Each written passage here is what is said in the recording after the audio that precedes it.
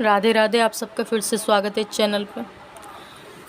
हिंदू सनातन धर्म में हमेशा त्योहारों की बौछार रहती है, और जैसे कि अब फिर से एक त्यौहार आने वाला है। जैसे कि अभी जन्माष्टमी गई है, जन्माष्टमी के बाद सबको जन्माष्टमी का बहुत इंतज़ार रहता है, लेकिन जन्माष्टमी के बाद जो भी सबसे ज़्यादा इंतज़ार रहता है वो रहता है हमारी लाडली जू का, यानी कि हमारी राधा रानी की राधाष्टमी का, जो कि हमारी राधा रानी का उत्सव के लिए सब बहुत एक्साइटेड रहते हैं। जैसे कि सबसे बड़ा यानी कि कृष्ण भक्त के लिए और राधा रानी के भक्तों के लिए राधा रानी का जन्मोत्सव आने वाला है, राधाष्टमी आने वाली है।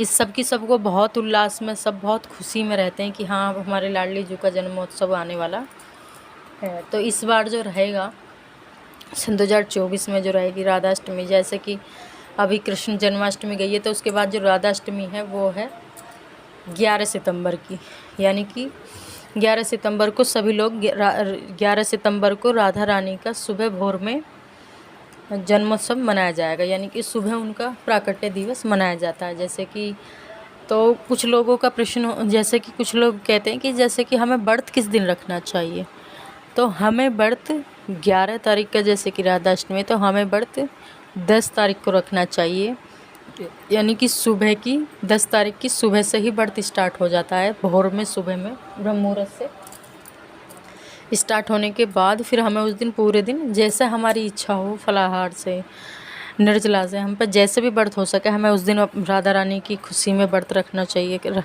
जो भी हो, कहते हैं कि उस दिन हमें जो भी मन्नत, जो भी कामनाएं मांगते हैं वो हमारी पूर्ण होती हैं। राधा रानी बहुत कृपामयी है।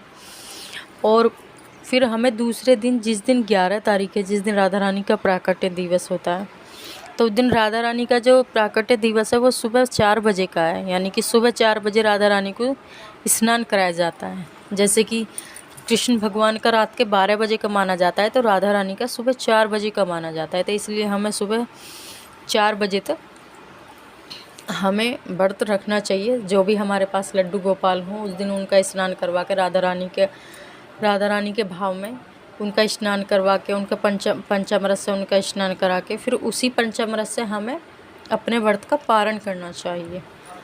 और फिर उसके बाद हमें जो भी हो, हमें उसके बाद ही फल, जो भी हमें फिर अपनी लाडली जी को भोग लगाएं। और लाडली जी का जो प्रिय भोग है वो है अरवी। तो यानी कि सब्जी में जो लाडली जी को प्रिय भोग है वो है अरवी। और जो मिठाई में राधा रानी को सबसे प्रिय भोग है वो है मिल्क केक। तो राधा रानी को मिल्क केक बहुत पसंद है और अरवी की सब्ज़ी बहुत पसंद है। ये तो एक मैन हो गए, बाकी आपकी भाव है, जितना चाहो 56 भोग लगाना चाहो, जितना आपका बन सके हमें वैसे करना चाहिए। और राधा रानी का जन्मोत्सव हमें खूब उल्लास के साथ, खूब हर्षोल्लास के साथ मनाना चाहिए, क्योंकि ये साल में बहुत बड़ा, भक्तों के लिए बहुत बड़ा दिन होता है। खासकर मेरे लिए तो ये बहुत बड़ा दिन है, इसलिए हम इसे बहुत अच्छे से सेलिब्रेट करें, मनाएं, मंदिर जाएं जितना हो सके। जिस दिन राधा रानी, उस दिन नाम जप करें, राधा कृपा कटाक्ष का ज़रूर पाठ करें, हनुमान चालीसा का, राधा चालीसा का पाठ करें। तो ये सब चीज़ें हमें ज़रूर करनी चाहिए। राधे राधे। श्री हरिवंश।